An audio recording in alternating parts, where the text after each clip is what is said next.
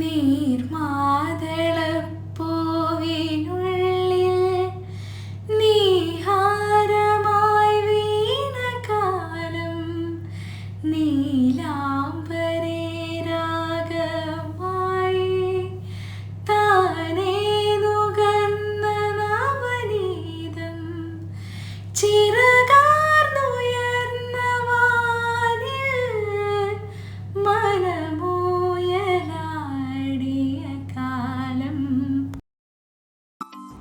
Hi hello, ഫുജറ മല്ലസിൻ്റെ പുതിയൊരു വീഡിയോയിലേക്ക് സ്വാഗതം.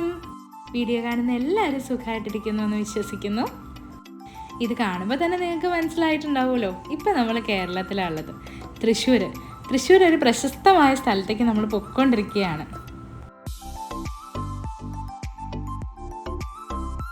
ഞങ്ങളെപ്പോലെ പുറത്ത് ജോലി ചെയ്യുന്ന ആളുകൾക്ക് എന്നും മിസ് ചെയ്യുന്നൊരു കാഴ്ചയാണിത്. ഈ പച്ചപ്പും ഈ നാട്ടുവഴിയും മനസ്സിന് വല്ലാതെ കുളിർമയേകും ഇങ്ങനെ ഒരു യാത്ര. ഒരിക്കൽ പോലും ചിന്തിക്കില്ല ഇതിനെ മിസ് ചെയ്യുന്നത്. പക്ഷെ എന്ത് ചെയ്യാം, തിരിച്ചു പോയാലേ പറ്റത്തുള്ളൂ.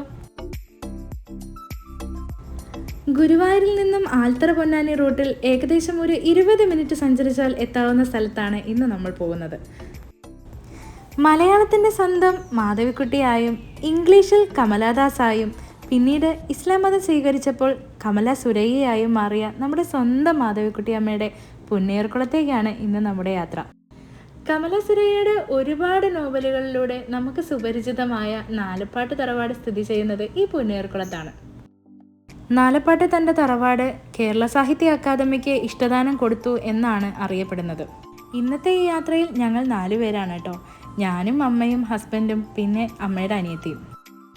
ഇന്നത്തെ ഈ യാത്ര സജസ്റ്റ് ചെയ്തത് ചിറ്റയാണ്. ഇവിടെ തൊട്ടടുത്തുള്ള സ്കൂളിലെ ടീച്ചറാണ് ചിറ്റ.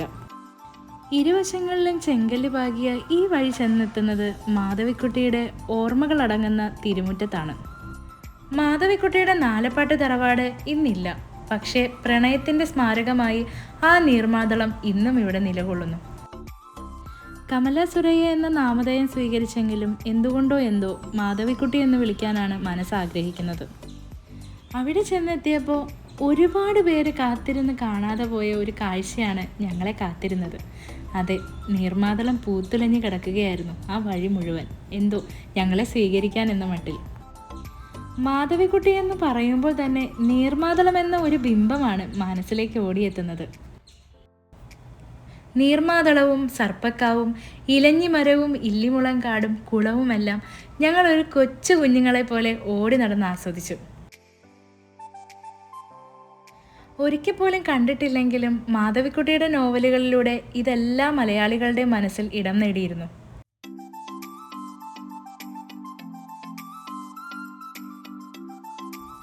ഇരുനിലകളിലായാണ് ഈ സ്മാരകം സ്ഥിതി ചെയ്യുന്നത്. താഴത്തെ നിലയിൽ നിത്യോപയോഗ സാധനങ്ങളും പുരസ്കാരങ്ങളുമാണ് സൂക്ഷിച്ചിരിക്കുന്നത്. കയറി ചെല്ലുന്ന ഹാളിൽ തന്നെ മാധവിക്കുട്ടിയുടെ ഒരു ഛായാചിത്രം കാണപ്പെട്ടു. ആ ചിത്രത്തിന് എന്തോ ഒരു പ്രത്യേകത, ജീവൻ തുടിക്കുന്നത് പോലെയുള്ള ഒരു ചിത്രം. കണ്ണെടുക്കാൻ തോന്നിയില്ല. മാധവിക്കുട്ടി ഉപയോഗിച്ച ഈ സാധനങ്ങൾ എൻ്റെ തൊട്ടടുത്ത്, എൻ്റെ കയ്യെത്തും ദൂരത്ത് ഇങ്ങനെ കാണുമ്പോൾ മാധവിക്കുട്ടി ഇവിടെ എവിടെയോ ഉണ്ടെന്നുള്ളൊരു തോന്നലാണ് മനസ്സിൽ. ഈ പെട്ടിയും ഫോണും കസാരയും കമ്പ്യൂട്ടറും എല്ലാം നമ്മളെ മറ്റേതോ ലോകത്തേക്ക് കൊണ്ടുപോകുന്നു.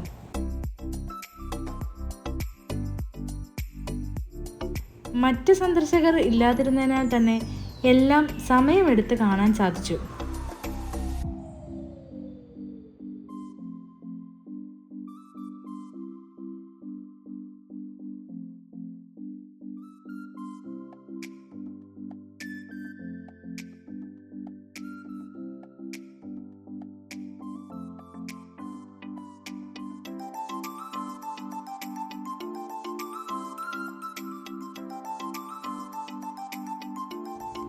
നാലപ്പാട് തറവാട് സ്ഥിതി ചെയ്തിരുന്നത് ഇവിടെയായിരുന്നു.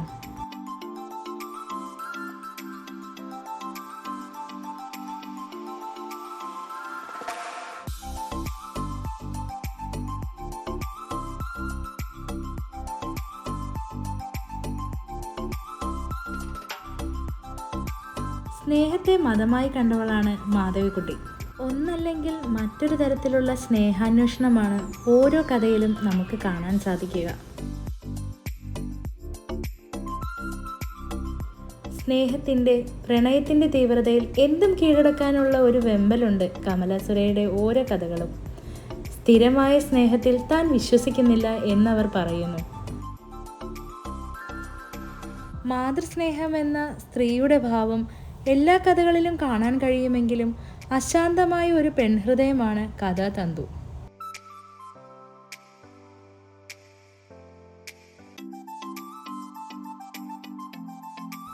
നാലപ്പാട്ട് തറവാട്ടിൻ്റെ ഭാഗമായിരുന്നു ഈ കുളം. കേരള സാഹിത്യ അക്കാദമിയുടെ അവകാശത്തിൽ വന്നപ്പോഴാണ് ഈ കുളത്തിൻ്റെ പടവുകളെല്ലാം കല്ലുവിരിച്ചത്.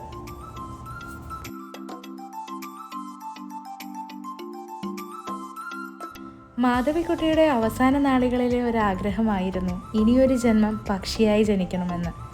സത്യത്തിൽ ഈ മയിലിനെ കണ്ടപ്പോൾ അതാണ് മനസ്സിലേക്ക് ഓടിയെത്തിയത്. ഇവിടെ സ്ഥിരമായി കാണാറുള്ളതാണത്രേ ഈ മയിലിനെ.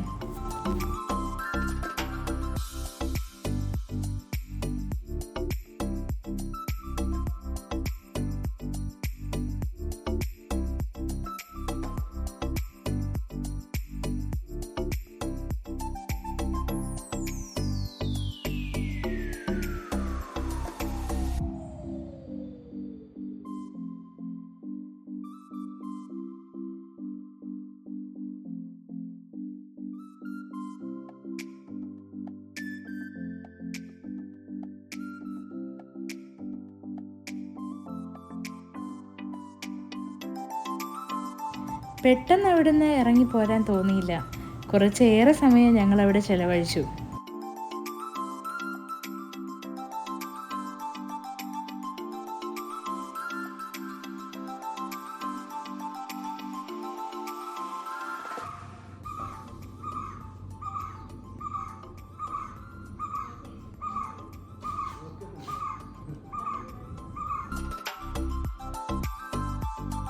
വീണ്ടും അതാ ആ മയിൽക്കുട്ടൻ നമ്മളെ തിരഞ്ഞു വന്നിരിക്കുകയാണ്.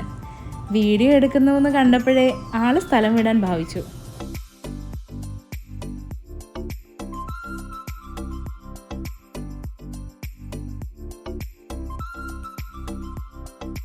നമ്മളെ അവിടെ പിടിച്ചു നിർത്തുന്ന എന്തോ ഒന്നുണ്ട്.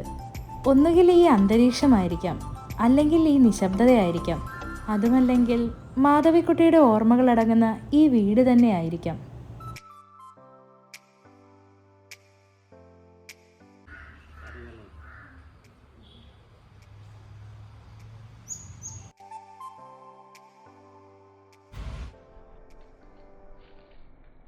സമയം പോയതറിഞ്ഞില്ല.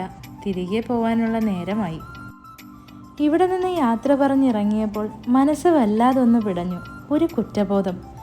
എന്തേ ഇത്ര അടുത്തായിരുന്നിട്ട് പോലും മുൻപ് വരാൻ സാധിച്ചില്ല, മാധവിക്കുട്ടിയെ ഒന്ന് നേരിൽ കാണാൻ സാധിച്ചില്ല. ഇനിയും വരാമെന്ന പ്രതീക്ഷയിൽ ഞങ്ങൾ അവിടുന്ന് പുറപ്പെട്ടു. ഈ വീഡിയോ നിങ്ങൾക്ക് ഇഷ്ടമായെങ്കിൽ please like, share and subscribe. Thanks for watching.